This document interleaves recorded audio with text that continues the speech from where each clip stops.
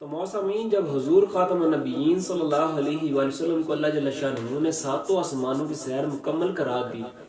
تو پھر اس کے بعد آپ صلی اللہ علیہ وسلم کو سدرۃ المنتہا کی طرف چڑھایا گیا۔ سدرہ اصل میں ایک درخت کا نام ہے جس کے پھل مٹکوں کی طرح ہیں اور اس کے پتے جو ہیں وہ ہاتھی کے کانوں کی طرح لمبے۔ صلی اللہ علیہ وآلہ وسلم شاہ فرمایا کہ سدرہ یہ وہ درخت ہے کہ جس کی خوبصورتی کو ایک عام آنکھ بیان نہیں کر سکتی ہے، یعنی کہ شدت نور کی وجہ سے اتنا نورانی درخت ہے کہ کوئی عام آنکھ اس کا احاطہ نہیں کر سکتی۔ تو پھر آپ صلی اللہ علیہ وآلہ وسلم شاہ فرمایا کہ سدرۃ المنتہا یہ وہ درخت ہے سدرہ کا کہ جس کے نیچے سے 4 نہریں نکلتی ہیں، 4 دریا نکلتے ہیں۔ تو آپ صلی اللہ علیہ وآلہ وسلم شاہ فرمایا کہ 2 دریا تو پوشیدہ ہیں جو کہ جنت کے ہیں، اور 2 نہریں وہ ہیں جس کا نام ایک دریائے فرات ہے اور ایک دریائے نیل۔ تو آپ صلی اللہ علیہ وآلہ وسلم نے ارشاد فرمایا کہ یہ بھی کل قیامت والے دن جنت کے نہروں میں شامل ہو جائیں گی۔ اور سدرۃ المنتہا وہ مقام ہے کہ جس کے نیچے والے جو مخلوق ہے وہ اس کے اوپر نہیں جا سکتی ہے، یعنی کہ ان کے لیے انتہا وہاں تک ہے سدرۃ المنتہا کہ نیچے والوں کی انتہا نیچے تک، وہ اوپر نہیں جا سکتے ہیں، اور اوپر والوں کی انتہا اوپر تک ہے، وہ نیچے نہیں آ سکتے ہیں۔ تو یہ بھی خاصہ اور فضیلت آپ صلی اللہ علیہ وسلم کو عطا کی گئی کہ آپ صلی اللہ علیہ وآلہ وسلم کو اللہ جل شانہ نے فرش سے لے کے عرش تک اور عرش سے لے کے فرش تک اللہ جل شانہ نے تحفہ معراج کی صورت میں سیر عطا فرمایا۔ تو آپ صلی اللہ علیہ وآلہ وسلم نے ارشاد فرمایا کہ مقام جبرائیل بھی یہی ہے۔ صلی اللہ علیہ وآلہ وسلم کو آگے تشریف لے جانے کا کہا گیا تو اس وقت جبرائیل امین کو ساتھ لینے کا حکم دیا۔ تو جبرائیل امین عرض کرنے لگے کہ یا رسول اللہ صلی اللہ علیہ وسلم، ہر فرشتے کا ایک کوئی نہ کوئی جائے مقام ہے، کوئی نہ کوئی رہنے کی جگہ ہے، تو میری جائے مقام بھی یہی ہے، اگر اس سے آگے ایک اور بھی بڑھتا ہوں تو میرا جسم جائے گا۔ تو جبرائیل امین نے فرمایا کہ آپ یہ بات نہ بھولئے کہ اللہ جل شانہ نے آپ کو اپنی قدرت کی نشانیاں دکھا دی۔ تو اس وقت آپ صلی اللہ علیہ وآلہ وسلم کو ایک فرشتہ اور ایک رف دے دیا گیا۔ تو موسامین یہ بات بھی آپ کو بتاتا چلوں کہ سدرۃ المنتہا یہ وہ جگہ ہے کہ جہاں پہ شہداء کی روحیں جا کے رکتی ہیں، اور ایک قول کے مطابق یہ ہے کہ جہاں پہ تمام ارواح کی جو جائے مقام ہے وہ جگہ ہے جس کا نام سدرۃ المنتہا ہے۔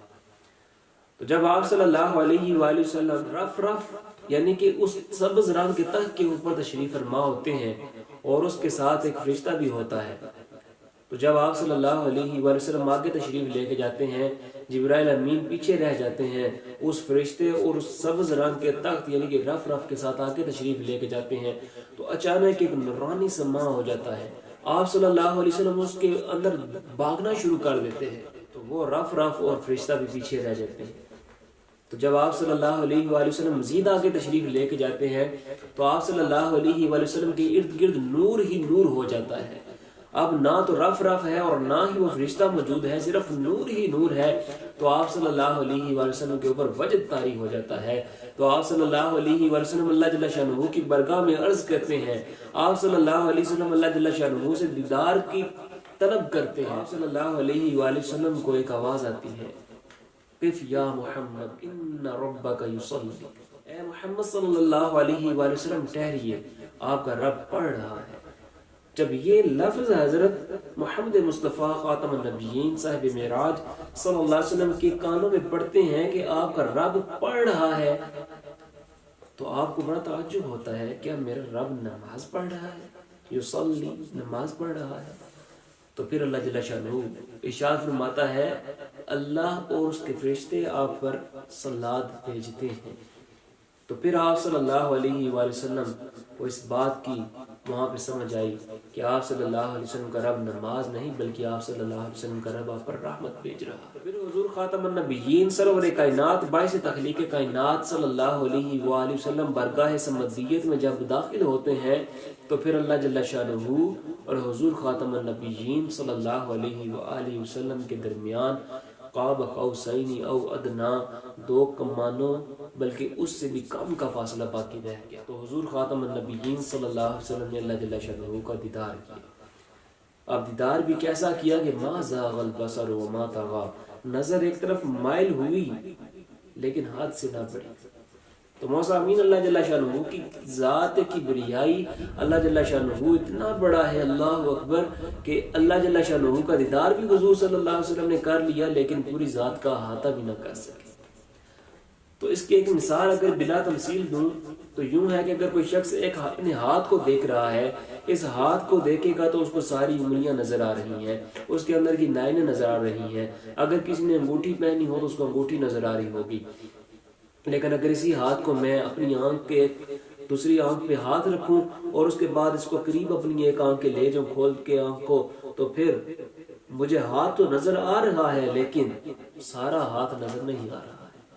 تو اللہ جل شانہ کے نبی نے جو حضور صلی اللہ علیہ وسلم نے اللہ جل شانہ کا دیدار فرمایا ہے کہ ما زاغ البصر وما طغى، سورہ نجم میں اللہ جل شانہ نے ارشاد فرمایا کہ نظر ایک طرف مائل ہوئی لیکن حد سے نہیں بڑھی، یعنی کہ اللہ جل شانہ کا دیدار بھی کر لیا لیکن پوری ذات کا احاطہ بھی نہ ہوا۔ حضور خاتم النبیین صلی اللہ علیہ وسلم نے عرض کی کہ یا اللہ تو نے حضرت علیہ السلام کو بہت سے معجزات سے نوازا، حضرت سلیمان علیہ السلام کے لیے پوری دنیا کو مسخر کر دیا، جنات و شیطان ان کے قبضے میں دے دیے، موسیٰ علیہ السلام کو بہت سے معجزات سے نوازا، ان کو تختیاں عطا کی، یا اللہ تو نے میرے لیے کیا رکھا ہے؟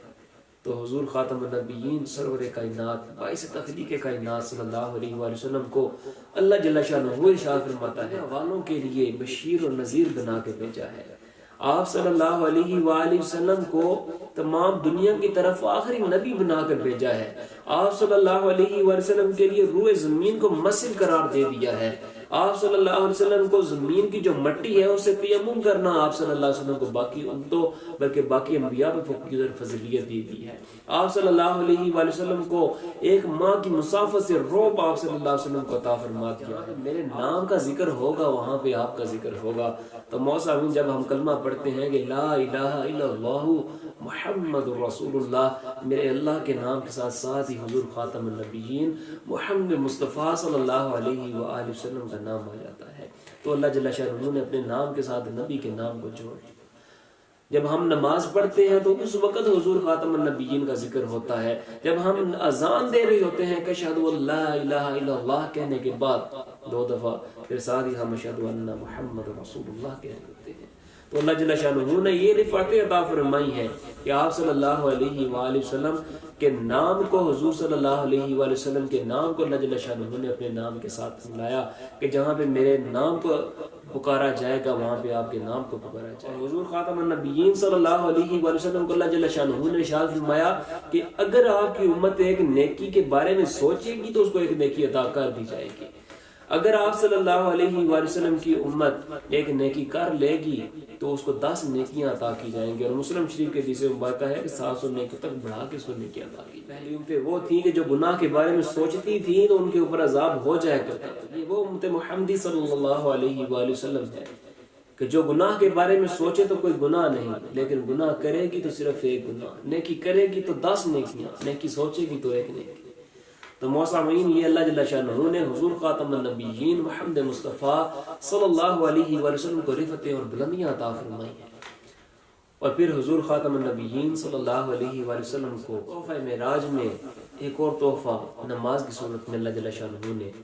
اپنی امت جو آپ صلی اللہ علیہ وسلم کو عطا کی گئی ہے اس میں نافذ کرنے کے لیے حکم جاری فرمایا کہ آپ صلی اللہ علیہ وآلہ وسلم کے اوپر، آپ صلی اللہ علیہ وسلم کی امت پر 50 نمازیں فرض ہیں۔ تو حضور خاتم النبیین صلی اللہ علیہ وآلہ وسلم اللہ جل شانہ کی قدرت کی نشانیاں دیکھ لیتے ہیں اور جب واپس تشریف لاتے ہیں تو اس وقت جب موسیٰ علیہ السلام کی طرف سے گزر رہے ہوتے ہیں تو موسیٰ علیہ السلام پکارتے ہیں، آپ صلی اللہ علیہ وسلم کو بلاتے ہیں تو آپ صلی اللہ علیہ وسلم سے پوچھتے ہیں کہ اللہ جل شانہ نے آپ کے ساتھ کیا معاملہ فرمایا، اللہ جل شانہ اور آپ کی کیا ملاقات ہوئی، کیا بات ہوئی۔ کلیم اللہ پوچھتے ہیں، اللہ سے کلام کرنے والے پوچھ رہے ہیں کہ آپ کی اللہ تعالیٰ سے جو بات ہوئی ہے وہ کیا ہوئی ہے۔ تو حضور خاتم النبیین محمد مصطفیٰ صلی اللہ علیہ وآلہ وسلم شاہ فرماتے ہیں کہ اللہ جل شانہ نے فرمایا کہ اگر میری امت ایک نیکی کرے گی کہ اس کے لیے 10 نیکیاں ہیں۔ اللہ اکبر۔ تو اللہ جل شانہ نے میری امت پر 50 نمازیں فرض فرمائی۔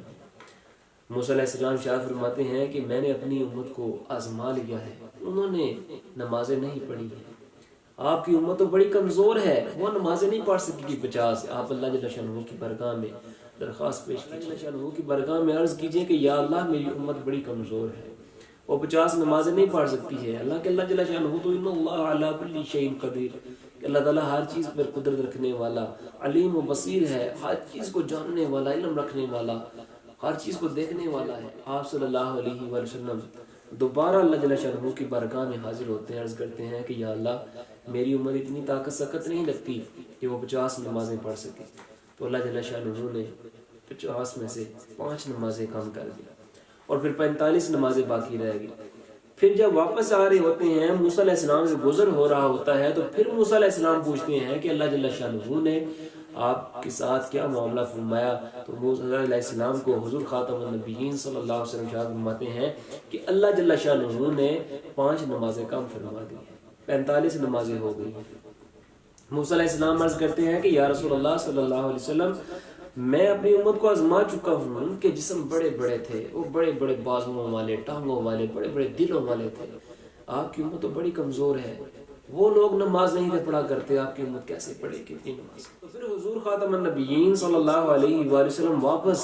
اللہ جل شانہ کی بارگاہ میں تشریف لے جاتے ہیں اور عرض کرتے ہیں کہ یا اللہ میری امت بڑی کمزور ہے،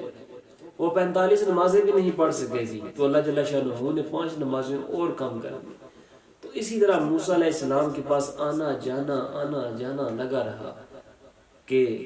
آپ کی امت اتنی نمازیں نہیں پڑھ سکے گی، اتنی نمازیں نہیں پڑھ سکے گی، میں اپنی امت کو آزما چکا ہوں، وہ نہیں پڑھ سکی ہے، آپ کی امت تو بڑی کمزور ہے، وہ کیسے پڑھ سکے گی؟ تو پھر موسیٰ علیہ السلام کے کہنے پہ جب واپس جاتے، جبرائیل امین سے مشورہ کرتے کہ ہم ایسے جاؤں، تو وہ کہتے کہ آپ حاضر ہو جائیں اللہ جل شانہ کی بارگاہ میں۔ جب وہ اللہ جل شانہ کی بارگاہ میں حاضر ہوتے ہیں، حضور خاتم النبیین صلی اللہ علیہ وسلم بار بار حاضر ہوتے ہیں، تو اس وقت جب بھی حاضر ہوئے اللہ جل شانہ نے 5 نمازیں کم کر دی،